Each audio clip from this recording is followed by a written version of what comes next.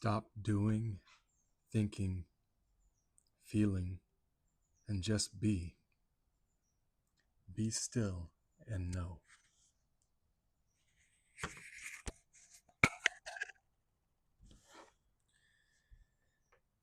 If it sounds familiar, it's because it is a borrowed phrase, a borrowed idea.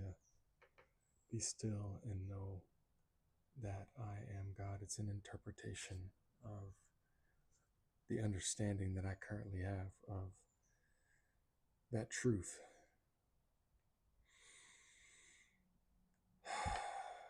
To stop doing, stop my doing, stop my thinking, stop my feeling, and just be. Be still and know. The promise of stillness is knowledge, and carrying that knowledge into selfless acts is wisdom. How to act and have like perfect karma.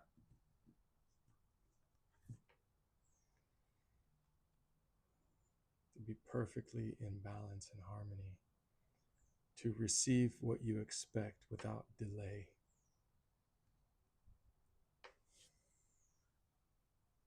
I had a day last week that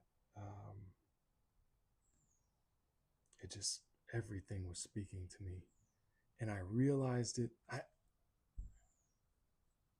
It went from coincidence to kind of finishing out my day around 4 or 5 o'clock to really noticing that this had been a peculiar day. And it was laughable toward the end of the day, just signs and synchronicities, so personal. It was just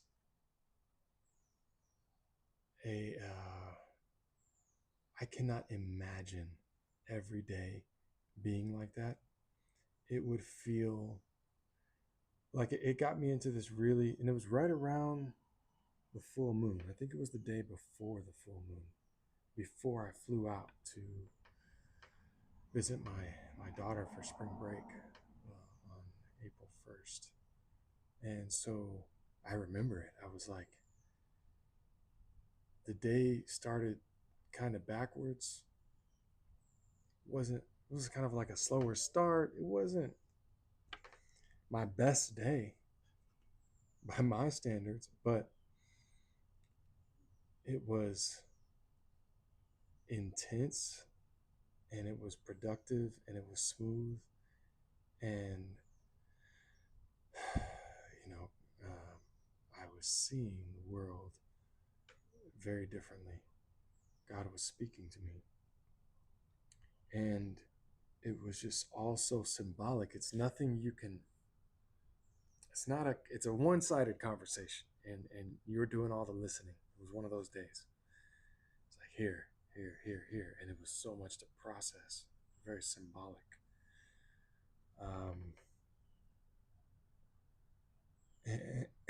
And that's kind of the energy I'm carrying into this moment. I had a really high week or so, and as you can tell probably by my darker countenance, I don't know, I usually feel like my beard is thicker and my hair is grown, and probably I smoked a little, and I'm feeling a little, I wouldn't say apathetic, but I'm feeling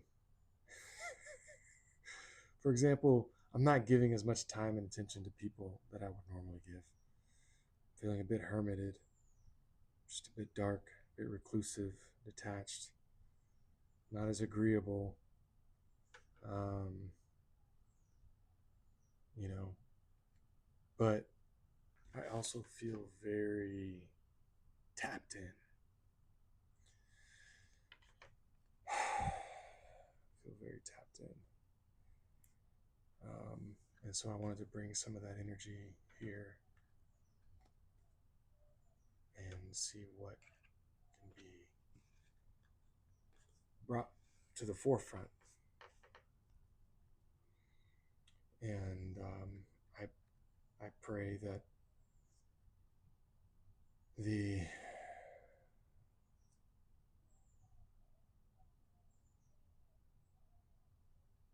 channel will be opened up, and that I can step aside and be a mouthpiece for whoever would like to receive guidance, encouragement,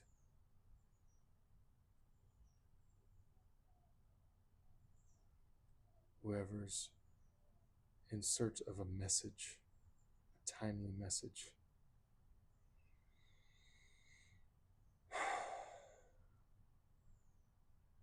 Whoever is wanting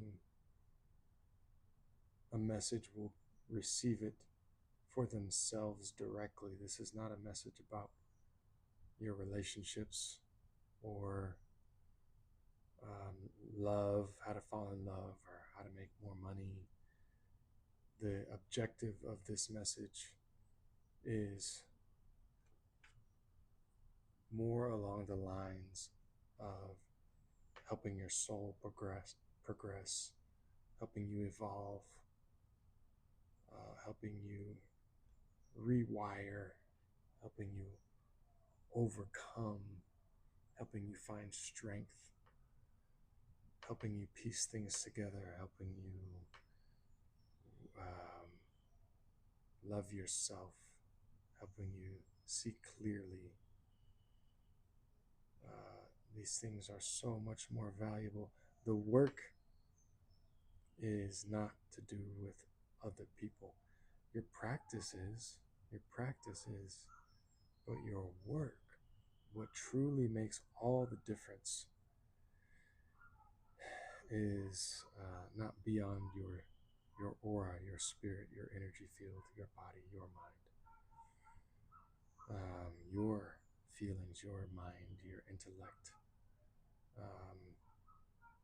your understanding, your discipline, your focus. It's you. So that's what my messages tend to focus on, or the messages that come through me. It's through that lens. So I'm going to pull a few cards to take a quick snapshot of this moment and then be led from there. Ten of Pentacles. Just listening for how many cards I should pull.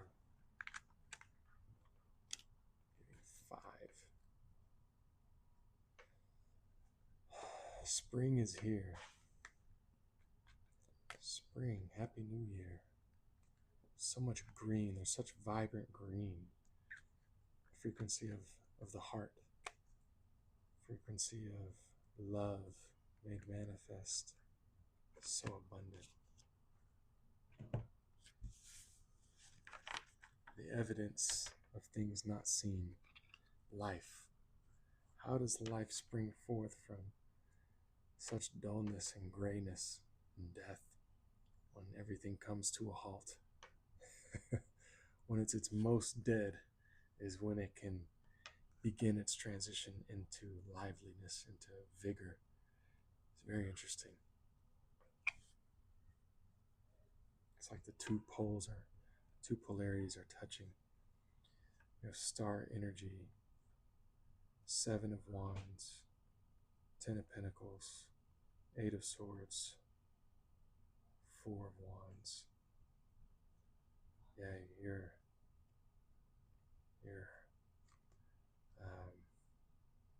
in a justified energy,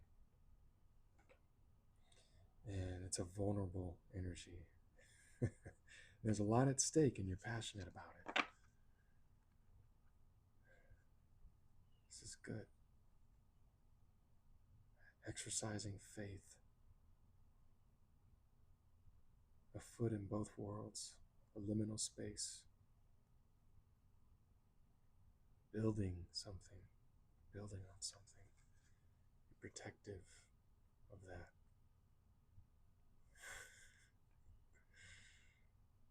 Yeah. You know, it's like a chrysalis of a butterfly. I think that's what they call them. What's interesting is that it's a protective casing, but it's actually super vulnerable because it can't do anything about it. So if something large enough comes along and wants to destroy that casing, there's absolutely nothing that the caterpillar or the butterfly can do to prevent that. It's completely at the mercy of the balance of the universe. Yet it is still protected. It's protecting itself. Quite the quite the paradox there. Doing all it can to protect itself in the moment in which it is utterly and inevitably at its most vulnerable.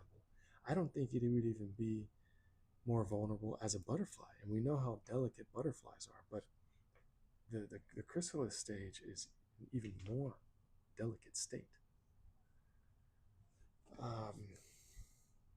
And who's to say that the transformations that you go through aren't as delicate and that you aren't as vulnerable?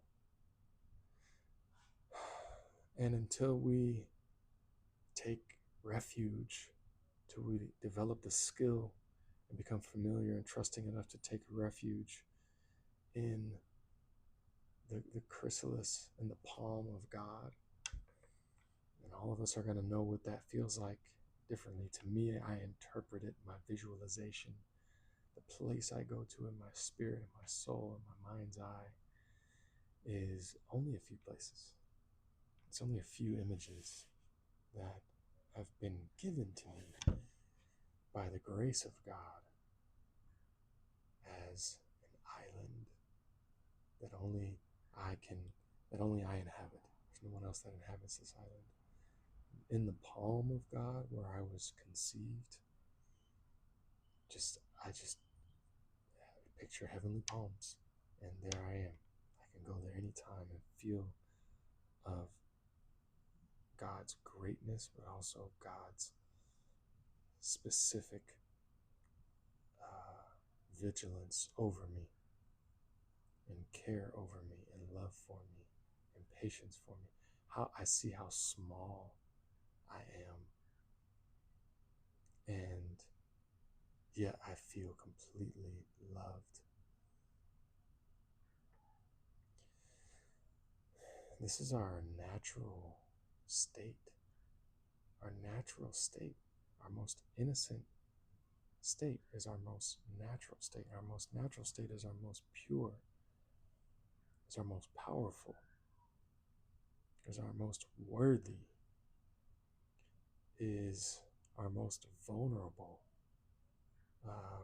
in terms of this realm of being.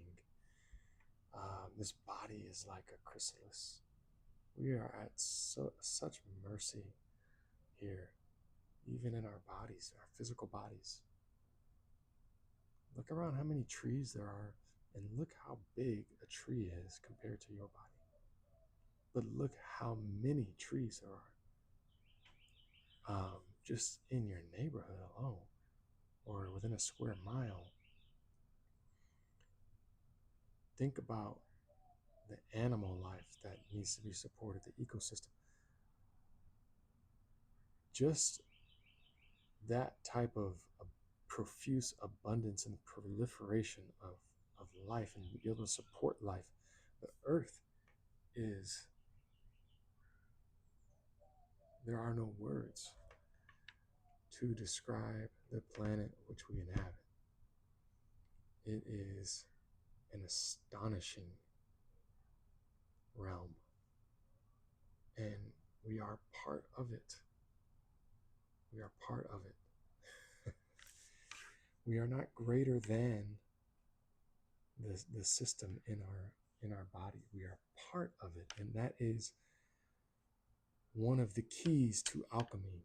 Is and Jesus tried to teach this. He said this: you're not going to add, or he's not going to take away.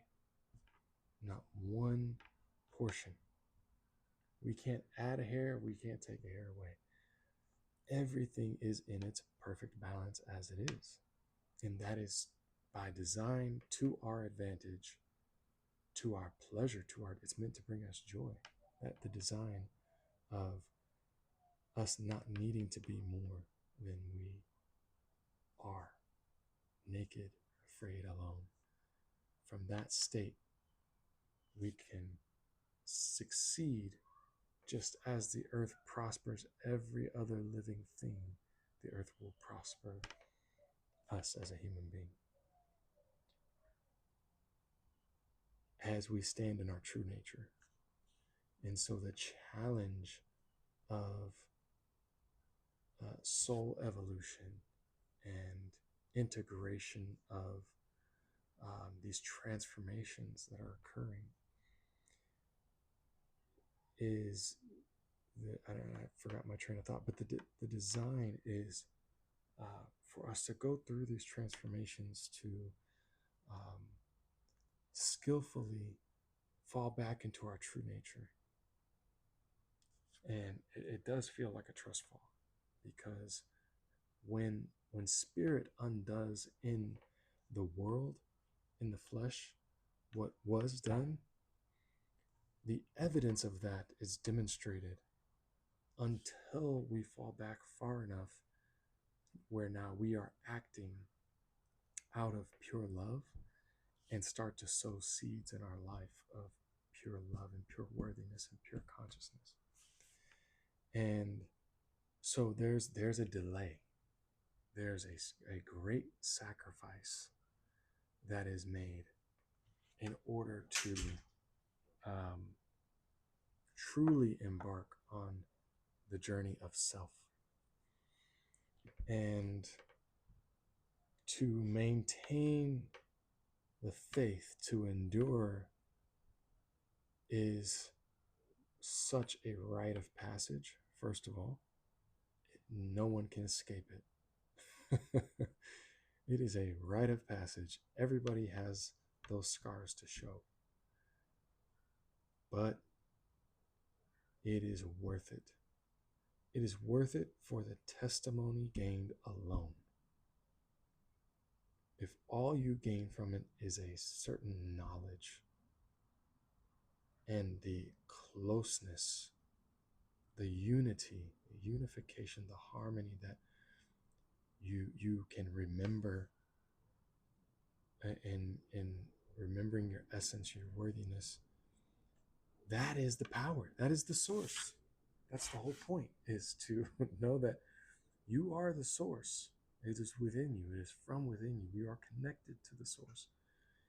And then as you start to reassemble your life from the lens of a child being born again, having a fresh perspective, having let go of all or most of that is untrue, you're still going to have some habits. You're still going to have some battles that you're going to continue to fight and win. But you are now, God has your back now. And that is worth it, to calibrate back to your power, back to your truth in humility. Now allowing yourself to be molded and to be shaped, and surrendering gladly to the instruction that you receive, the inspiration that you receive. This is the message. It is worth it. The reason you're feeling what you're feeling and experiencing what you're experiencing is because your soul has chosen to embark on this journey. And so At times, it may feel like grit. It may feel like you may feel broken. At times, you may feel abandoned. Um, Look at that as being called home.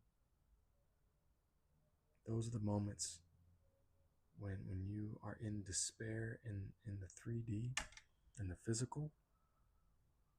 Those are the moments that your the transformation is occurring. Those are the moments when you begin to feel in limbo in the physical. It is already done. You know, when you are finally in limbo in the physical, and there's some uncertainty, and there's some, like, on your last limb. I am telling you from experience. I have heard the stories. I have spoken to people that are like, shit got rough. Shit got rough. But there will be help. There will be help.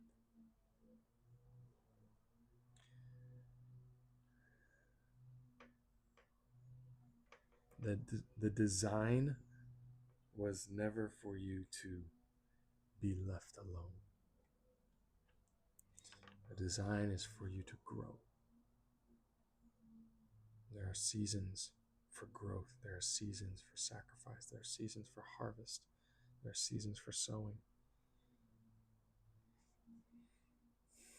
Endure through the seasons. Take one season at a time.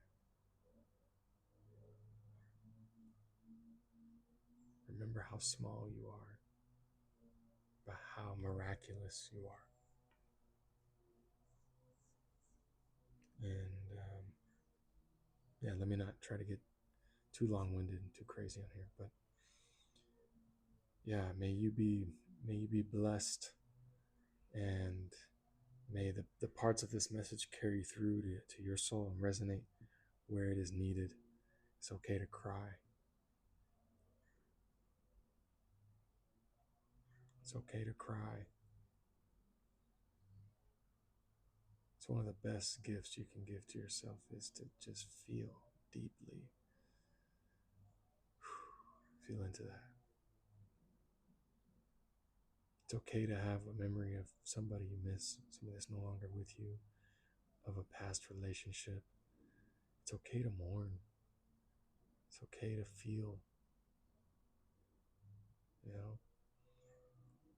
witness it. Witness it as through you as the spirit, witness what it is to be a human in the flesh.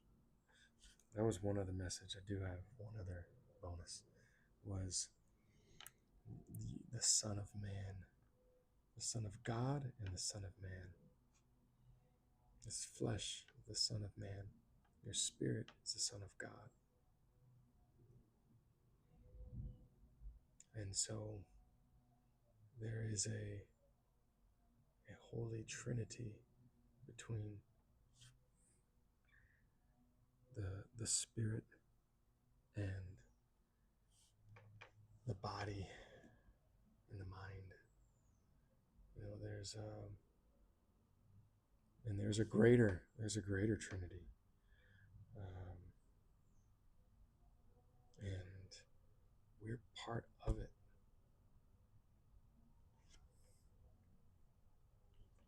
There's an electromagnetic field. We are part of it. We are part of every system. We adhere to every law, whether we know it or not. We abide by it. It may have an effect. So the last 10%, the tithing, the widow's mite, the sacrifice really is giving up the untruths,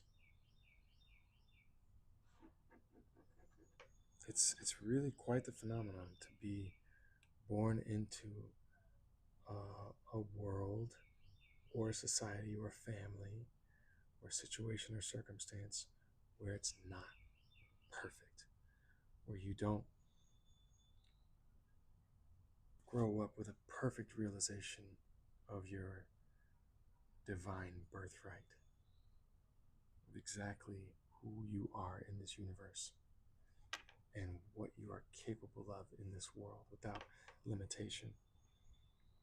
Instead, we are born into a web, very tangled web that is a confluence of so many ideas. And so it is entertaining. At a certain point, it becomes entertaining if it isn't already. If you were like me, then you may have to contend with very much a jokester aspect, a trickster energy. I, one of my weaknesses, should I say, has always been the flip side of innocence, which is kind of a mischievous um, type of energy, which is what how the whole Bible starts, right? Is you're super innocent, but you're also super curious, and if you're curious and forgetful at the same time, then you can make a poor choice. And so try to stick with being innocent and in a playful, creative state, and try to make choices that will benefit you and will benefit others. Why not think about others? So that is the message.